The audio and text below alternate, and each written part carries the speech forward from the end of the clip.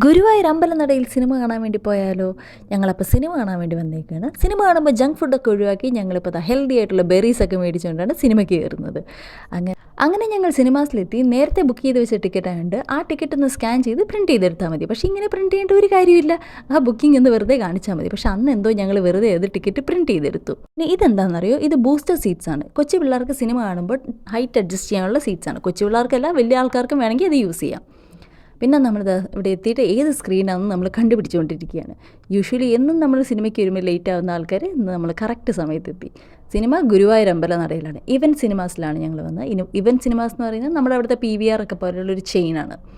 അങ്ങനെ സിനിമ കണ്ടുകൊണ്ടിരിക്കുമ്പോൾ പെട്ടെന്ന് ഫയർ അലാം ട്രിഗറായി. പിന്നെ ഞങ്ങളെല്ലാവരും ഇവാക്യുവേറ്റ് ചെയ്ത് അവർ പുറത്ത് നിർത്തി.